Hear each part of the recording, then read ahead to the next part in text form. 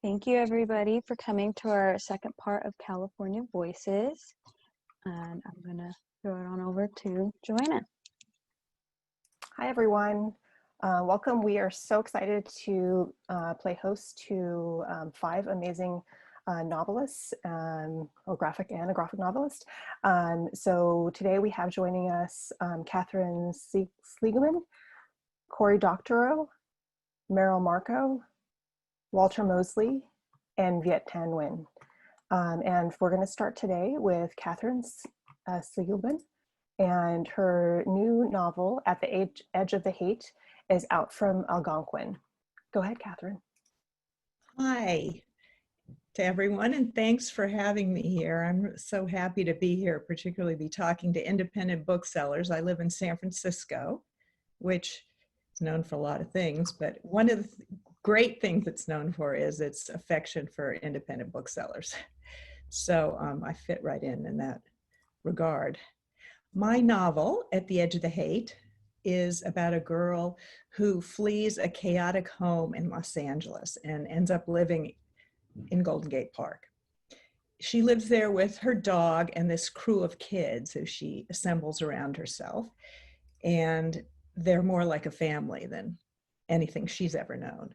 She has always taken care of herself, so she thinks she knows how to survive in the park, until she happens one day to walk across a murder. And it changes her life in a whole different kind of way.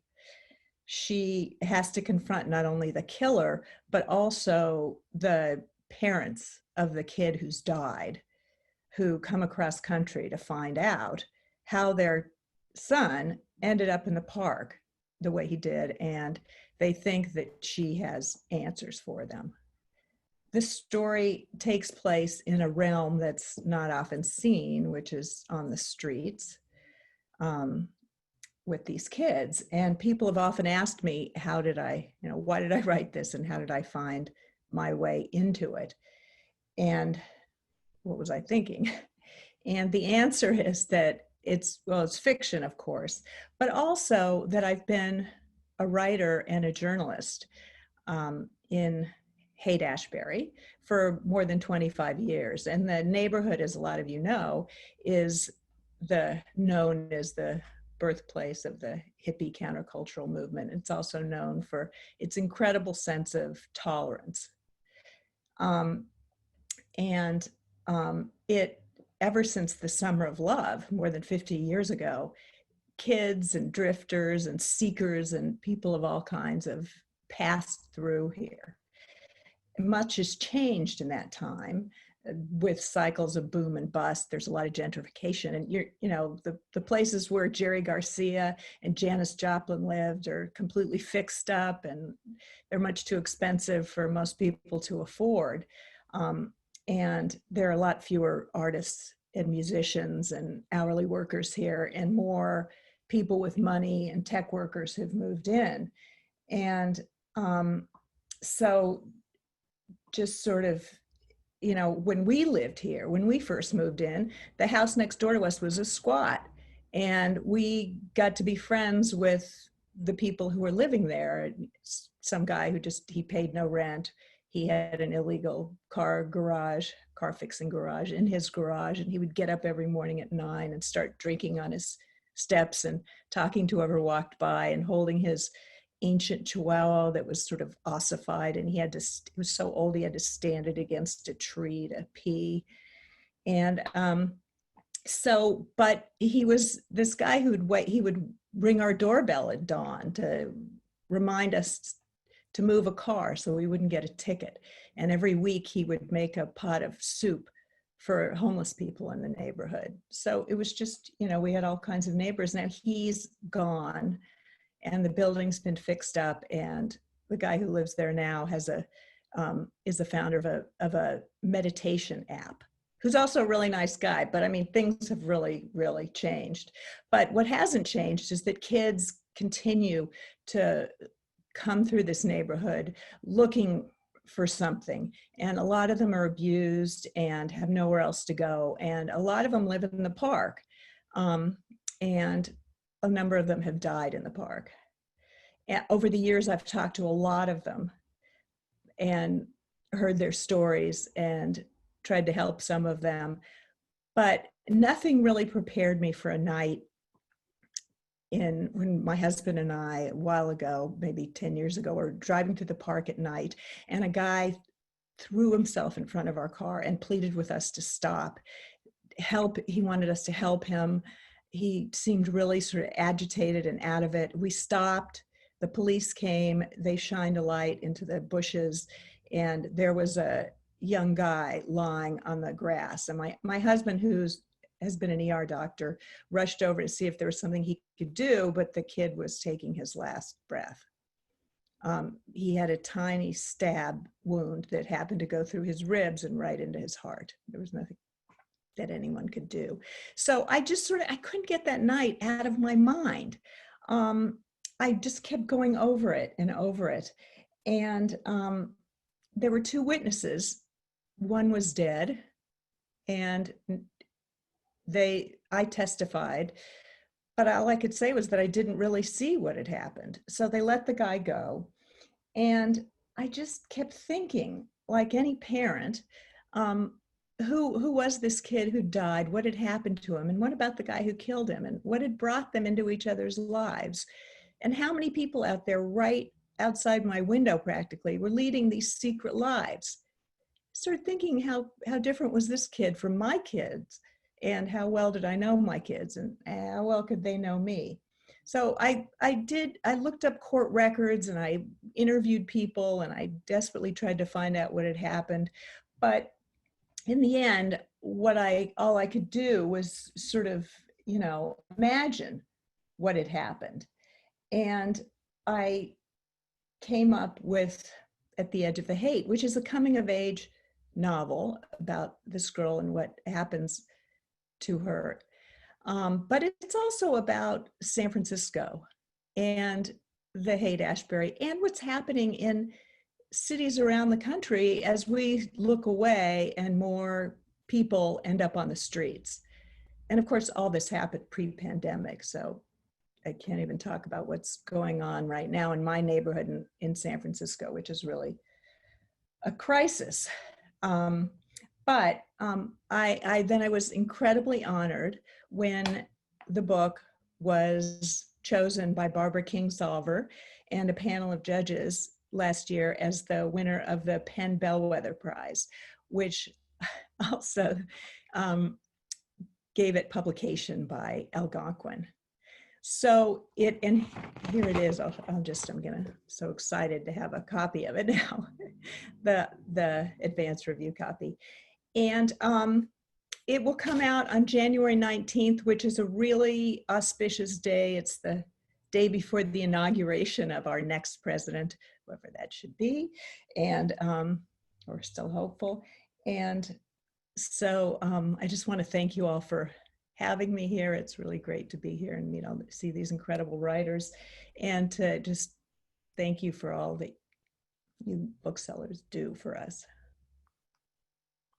Thank you so much, Katherine, for sharing the story behind At the Edge of the Haight with us. So just again, a reminder, that's out from Algonquin in January of next year. Our next author is Cory Doctorow. He is the author of the award-winning novel Little Brother, and his new novel, Attack Surface, is out October 13th, so next week, from Tor Books. Cory?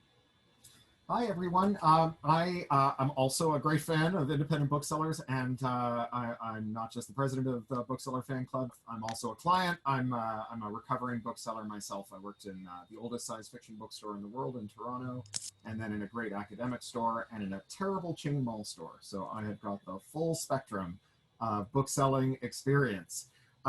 My next book is called Attack Surface, and it's the sequel to this pair of novels I wrote in 2008 and 2013, Little Brother and Homeland. And they're books set in San Francisco. They're YA novels about kids who master technology to push back against the oppressive use of both corporate and state power. And they're kind of calling cards for me. They've been really widely read and translated. And they have a couple of really significant advantages over other techno thrillers in the field. the first one is that I'm a technologist. I work with a nonprofit in San Francisco called the Electronic Frontier Foundation that defends human rights in the digital world. We're 30 years old this year, and I've been with them for 20 years. And I made sure that all the technology and the technological countermeasures, all the way people's lives are ruined by technology and all the ways they're clawed back with technology, were all very rigorous. Rather than treating computers the way that, say, Congress does, which is like a narrative convenience that they can bend to suit their policy needs, I started with the idea that computers were a bedrock truth and then found the stories that were latent in them. And one of the amazing things about this, a dozen years later, is that those books became a touchstone for a generation of technologists. I've lost track of the number of cryptographers, security researchers, programmers, founders, human rights workers, cyber lawyers who came into the field because the book convinced them that technology had the power to give us more control over our destiny, and that technology misused could be a nightmare scenario. And that has been an enormous source of pride for me. And it came to a head when I saw Citizen4. That's the documentary Laura Poitras made about Ed Snowden. And you see him leaving Hong Kong, and he takes one book with him when he leaves his hotel room, and it's Homeland. It's the sequel to Little Brother. And so Ed was good enough. They reissued the first two books this summer, and Ed was good enough, you can see his name there, to write me an introduction for the book. So Attack Surface is the new one, and it's a standalone novel for adults. And when I tell people it's an adult novel, they assume that that means it has sex in it. And it actually, not only does it not have sex in it, but it's the only one of the three without sex in it. Speaking as a nearly 50-year-old man, I think teenagers probably think about and get more sex than adults do. But what this is a book about is something that is very adult. It's a book about a moral reckoning. It's a book about a young woman named Masha, who appears at the beginning and the end of the first two books, and who works for the other side. In the first book, she's working for the DHS, hunting the rebellion that is trying to kick the DHS out of San Francisco and restore the Bill of Rights. In the second book, she's working for a Beltway bandit company that are in a forward operations base in Iraq, and she's got a trove of government secrets that she leaks.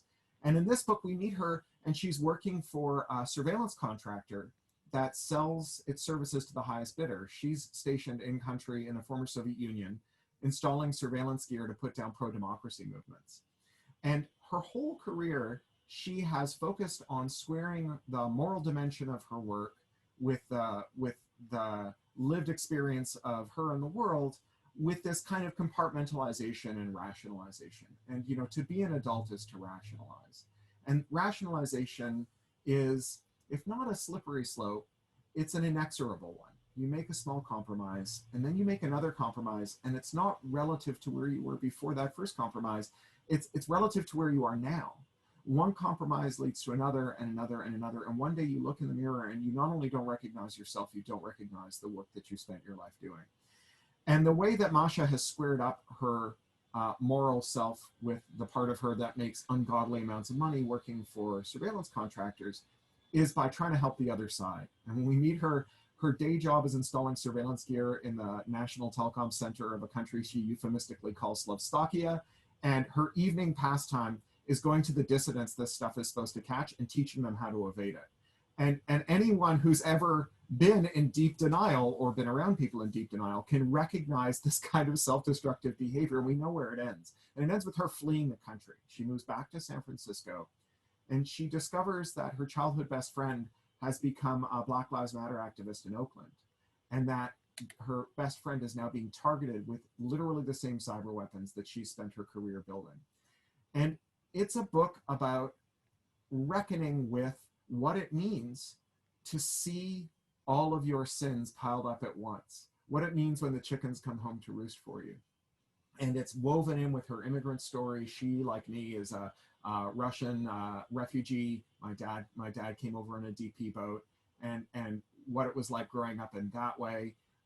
And she is also trying to figure out what it means to be an ally, and how an ally can't just be someone who comes in and starts telling people how to use technology, how technology is a force for liberation, involves co-creation with the communities that use it, not just bossing them around. So this book turns out to be more timely than I expected it to be. Just like with Little Brother and Homeland, this is a book that, rather than predicting the future, predicted the present. Little Brother and Homeland assumed that computers would become more important and that our ability to reckon with them, both in the commercial and regulatory sphere, would continue to be absolutely abysmal. That was a pretty good bet. And when I wrote this book, it was a bet that we would continue to see the financialized tech industry become a force for reinforcing oligarchy. And that turns out to be a good bet too. And all of the stuff that spills out of that kind of oligarchy is very familiar to all of us, especially those of us who have to compete with Amazon. And this is a book that I hope will do a little what Little Brother did, because one of the things we're trying to figure out as a society is what redemption looks like, what it means to look in the mirror, now recognize yourself, and decide to be better, and how we reckon with our past selves. And there are a lot of larval Oppenheimers working in Silicon Valley and in other tech centers around the world. People who, after their work comes to fruition, will, just like Robert Oppenheimer did after the first nuclear detonation, immediately feel the force of the moral error that they made and start quoting the Bhagavad Gita, you know, I've become death. And what I want to create are some early stage Oppenheimers, some premature Oppenheimers, because while we may celebrate Oppenheimer's work after making the bomb and trying to prevent nuclear proliferation, I think it would have been much better if you'd had those reservations and listened to them before that first detonation at Los Alamos. And so, as someone whose great pride and fear is all of the technologists that I have inspired, I'm really hoping to reach another generation, not just of technologists, but of technology users who will know what they can demand and who will know how to demand it, how to speak the language of technology and demand it. So that's the end of my presentation. And the last thing I want to say before I go is that Macmillan also published my first picture book this summer. Posey the Monster Slayer is a book that was illustrated by Matt Rockefeller. It's the monster book I always dreamt of reading to my own kid. It's nearly Halloween, and it's a book about a little girl who every night tears apart her little girly toys and turns them into field expedient monster hunting weapons and catches the monsters in her bedroom, slowly turning her parents into zombies because they can't get a lick of sleep. Zombies are the only monsters she can't defeat, but all they want to do is tuck her in. So thank you very much. Thank you so much, Cory, for that. And thank you for sharing about your picture book. That looks awesome. Just a reminder again, Cory's book, Attack Surface, is out next week from Tor Books. And next up, we have Markoe. She was the head writer for the original David Letterman show, and she's been a longtime TV writer. Her new graphic novel, We Saw Sceneries, The Early Diaries of Markoe, is out from Algonquin also next week. Welcome, Merrill. Thank you for having me. It's these books all sound so great, I gotta say. I'm looking forward to reading all of them. Hopefully I'll get free copies. Why not, you guys? Anyway, it's also an honor to be in front of independent booksellers. I feel like I was raised by independent booksellers. I grew up on the San Francisco Peninsula. I live in Los Angeles right now. But I spent more time at Kepler's in Menlo Park than I ever did at my parents' house. And of my three parents, I gotta say Kepler's was definitely the one I got along with. So I'm here to talk about my new book, which is called We Saw Scenery, which is my first graphic novel. I never thought I'd write a graphic novel, even though I went to 6 years of art school. I have friends who are cartoonists, and I'd see them doing this sort of thing, and I would think, geez, where do they get the patience? How in the world can you do it? And here I am. So some kind of magic act. What I'm gonna do is I'm gonna try to tell you about my book by screen sharing. And, you know, if there's a God, and I'm not banking on that, but if there is, it'll work out. I'm gonna try to screen share for you right now.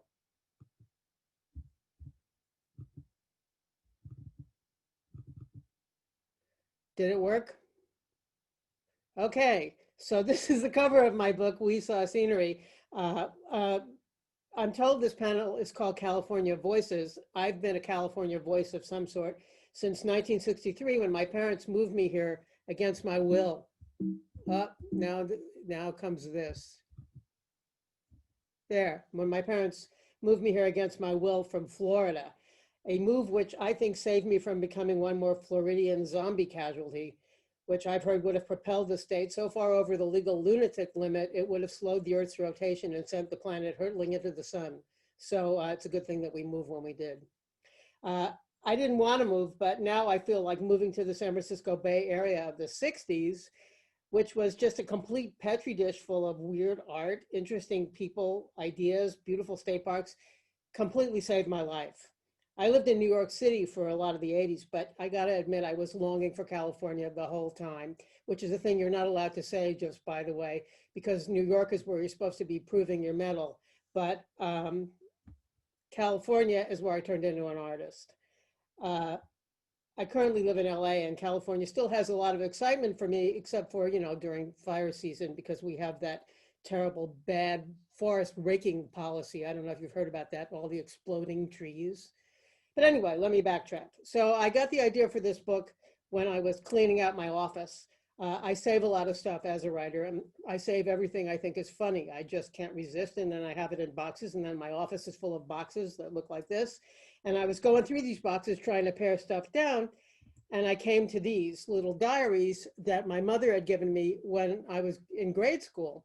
And I thought, one of the things that was really important to me about these little diaries is they had a lock and a key.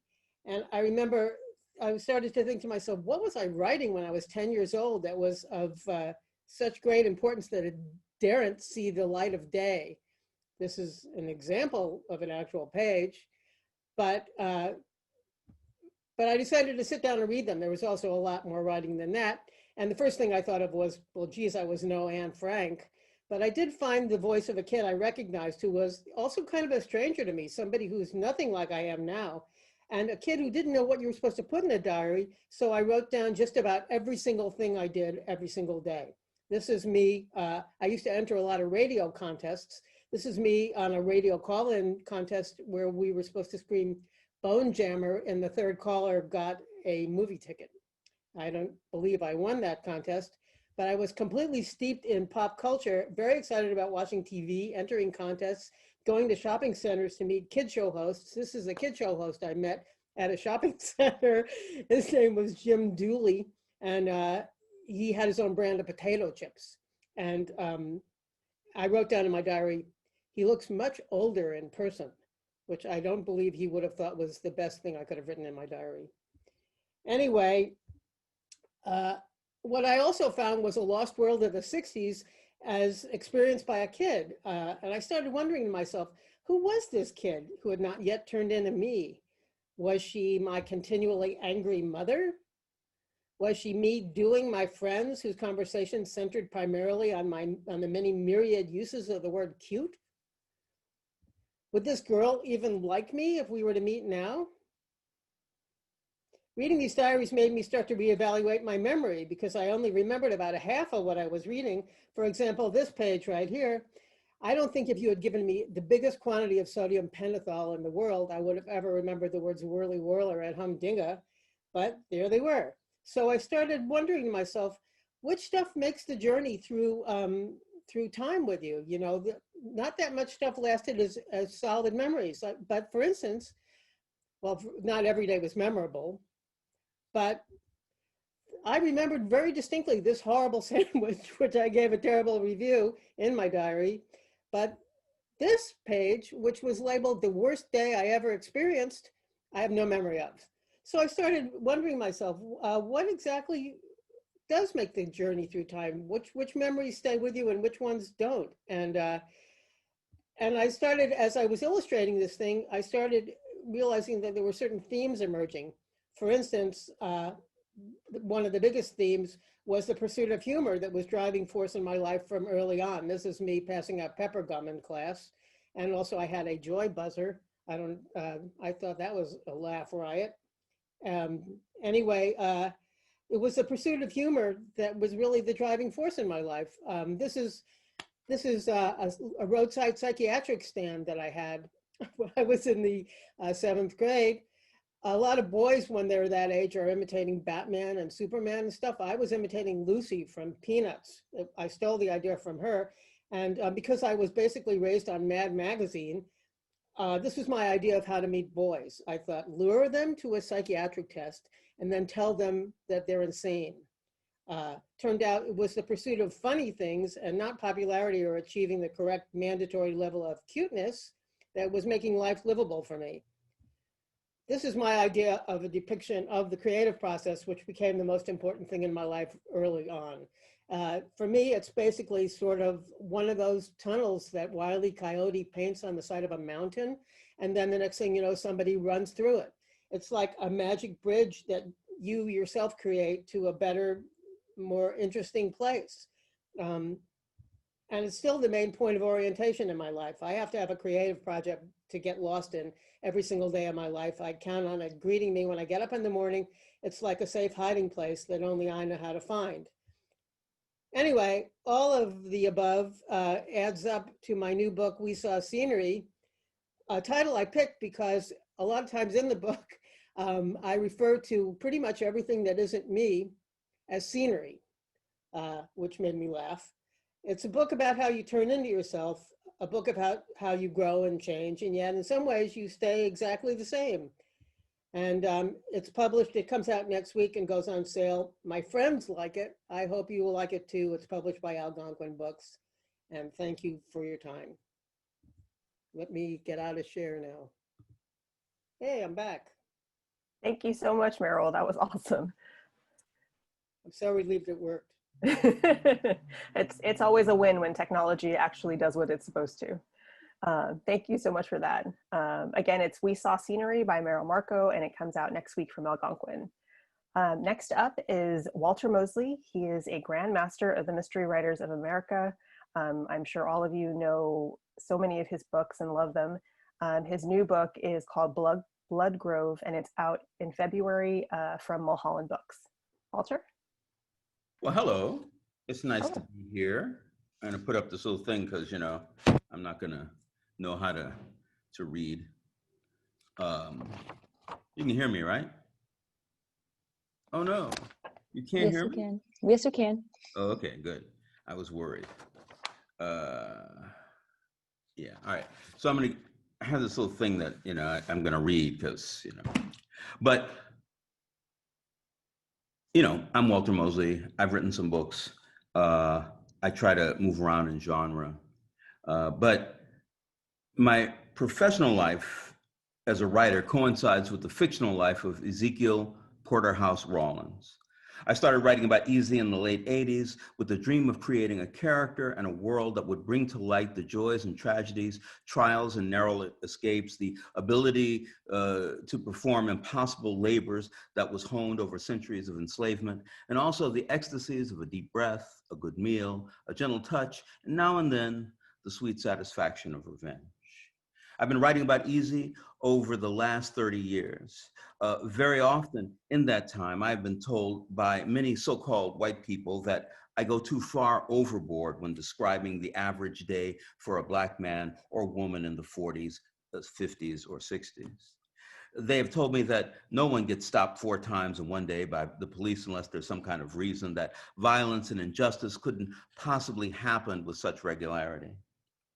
Even when they had seen telephonic videos of men shot down when running, either for sport or out of fear, even when officers of the law, some of them have committed heinous acts in the name of interrogation, even when people have been shot down for reaching for their identification. It is a difficult path writing popular fiction with an unpopular message. But Easy and Mouse and Etta May have been worth it. In my estimation, they have told the truth of their lives, and I love them as I love all the peoples of all my tribes. In January, I have a new Easy Rawlins novel coming out, but I just heard it's in February, so maybe it's in February I have a new Easy Rawlins novel coming out. It's called Blood Grove, and is designed to expand Easy's understanding of race. A young white veteran of the war on Vietnam comes to Easy saying that he got into a fight in an orange grove with a Black man attacking a white woman. He might have killed the guy, but he was knocked unconscious, and when he came to, the man and woman were gone. He wants to know, he needs to understand what happened. Easy sees that taking this case is a bad idea, but he realizes that he identifies with anyone who has experienced war, that the idea of race is much larger than the oppressors have allowed. Poverty is a race, language is a race, gender and gender identity are races, and the experience of violence, injustice, and legalized murder makes him and his unlikely client men cut from the same cloth. I hope that that's clear. And I really like the book. But seeing that it's not coming out till February, I do have a book out right now called The Awkward Black Man, which, you know, I'll just show you here. I don't know if it looks forward or backward in there, but thank you. Thank you so much, Walter. That was amazing. So just a reminder, Walter's new book, Blood Grove, is out in February from Mulholland Books. And also he has a current book out now, so check those both out. And then lastly, we have Viet Nguyen, who was born in Vietnam and raised in America. His new novel, The Committed, is the sequel to his Pulitzer Prize-winning novel, The Sympathizer. And The Committed comes out in March from 2021 from Grove Press. Viet? Hello, everybody. Thanks for having me. Such a pleasure to follow Walter Mosley. I had a chance to interview Walter in Los Angeles. I'm a huge, huge fan of Walter Mosley. Never, ever thought one day that I would have the chance to speak in the same space or time or whatever it is that we're at.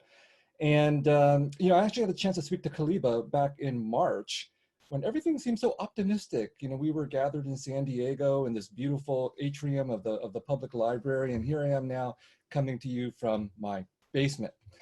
Well, it is a very special occasion. It is so special that I put on a collared shirt just for you guys, but no pants. I think that's just going way too far. But here I am speaking to you about The Committed. You can see it right here. It's coming out in March 2021. It is the sequel to The Sympathizer. And even though it's a sequel, it's written to be read by people who have not read The Sympathizer. That's a very tricky thing to do, and I think Walter knows all about this. You know, you write a book that's a part of a series or a trilogy or whatever. You want people to just be able to jump into it, even if they haven't read the previous book, and that's what I tried to do. So if you read The Committed, there is plenty of backstory in there to get you into the story, but just to recap The Sympathizer really quickly, it's about a communist spy in the South Vietnamese Army in 1975. And when Saigon falls or is liberated, depending on your point of view, his task is to flee with the remnants of that army to the United States and spy on their efforts to take their country back. Long story short, he does go back to Vietnam, and at the end of The Sympathizer, we see him become a refugee yet again, and he is out there on the South China Sea. Now, the novel ends at that point, and I think a lot of readers, American readers, assume that if he is fleeing from communism, he must be going back to the land of the Happy Meal. McDonald's, capitalism. But that was actually never my intention. And it was actually never my intention to write a sequel to The Sympathizer. I was not that ruthlessly capitalistic myself. But at the end of the novel, I thought, I'm not done with this character, and I'm not done with the issues that are raised by the book. And The Sympathizer was written both as a very serious novel about politics and history and war, but also as a so-called genre book. I don't like that term, but it is a spy novel, it is a thriller novel, and in those genres, which I love deeply, sequels, trilogies, series are to be expected. So I thought, fine, I'm going to write a follow-up, and I'm going to send him not to the United States, but to France, because honestly, it would give me the opportunity to go spend time in France. So, The Committed happens in Paris of 1982. And if you know anything about French history, this is a year when François Mitterrand is elected as France's first socialist prime minister. It's a huge change in France because they go from having 4 weeks of paid vacation to 5 weeks of paid vacation. Amazing. Our narrator, the sympathizer, is deeply traumatized by his experiences in the first novel. If you've read it, you know, he goes through a lot of war, torture, things like that. And he arrives in Paris and he lives with his aunt. And he makes bad choices, as some of us sometimes do when we've been deeply traumatized by our history. So on the one hand, he lives a very respectable life. He hangs out with his aunt, who's an editor, and he meets all these French intellectuals who are all white.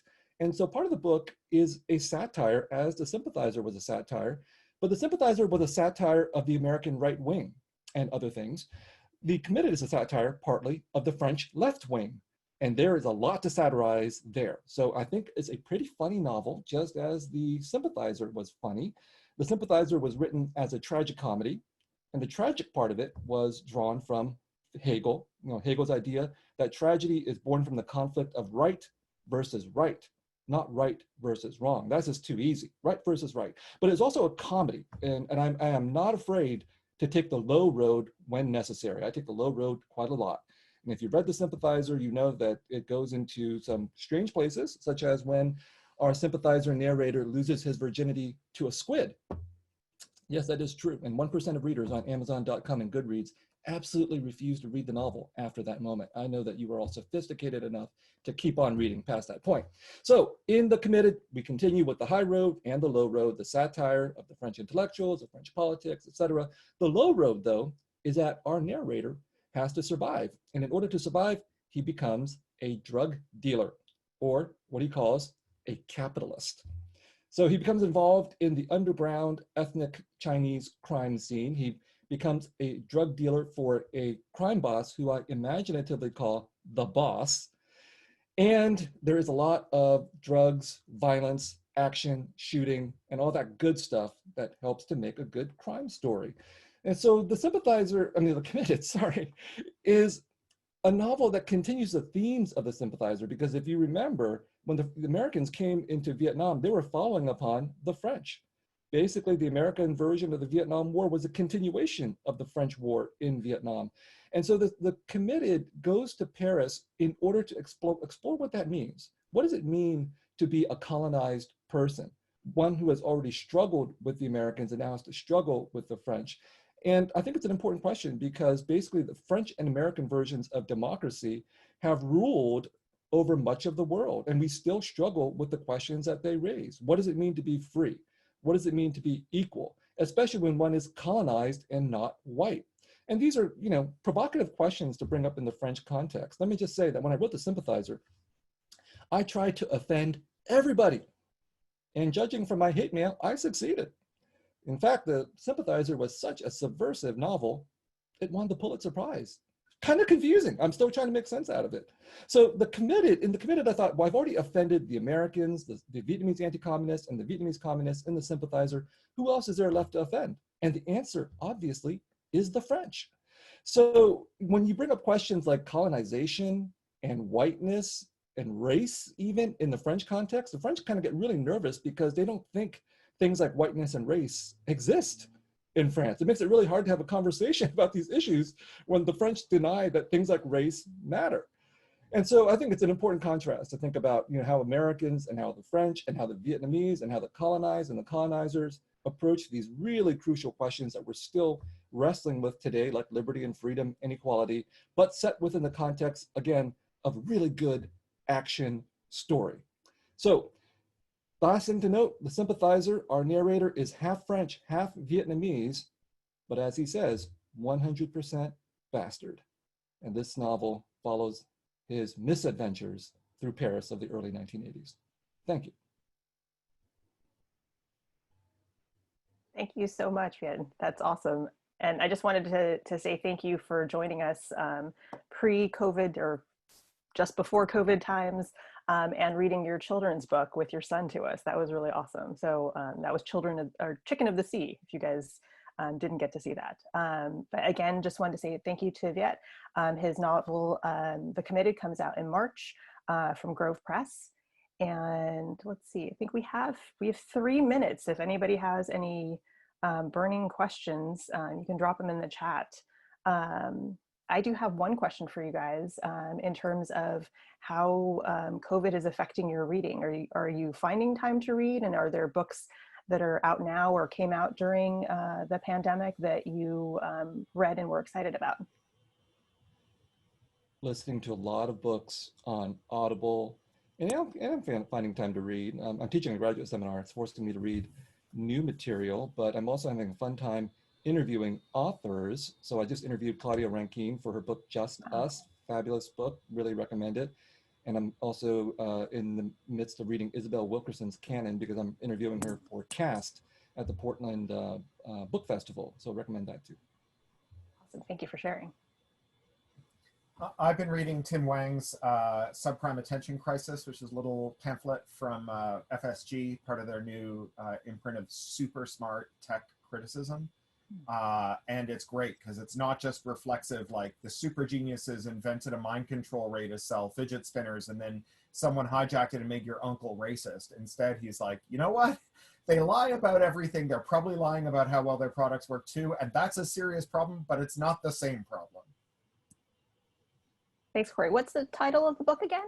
It's a great title, Subprime Attention Crisis. Okay, And thank you. And it's Wang, H-W-A-N-G, Tim Wang.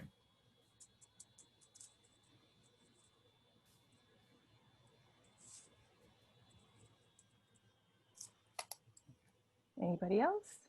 I also am in the midst of reading Cast, which I'm finding fascinating. But I had a while when I couldn't concentrate, and now it's sort of the opposite. I feel like all I can do is read. Wake up in the middle of the night and read. And something I finished recently, which it's gotten a lot of attention, but all worth it, is Vanishing Half by Britt Bennett, which I thought was really wonderful in so many ways. Guess that Thank you, leaves me. Catherine. That was one of the books that we did for book club over the summer, and I'm doing the same thing, keeping a book on the nightstand. So when I wake up at 4:45 and can't get back to sleep, I'm all right. I'll read this book. I guess I'm doing the same thing. I just finished The Friend by Sigrid Nunez, which is just great. Really, what a good writer she is. Awesome. I've been reading Louis Armstrong's memoir / biography.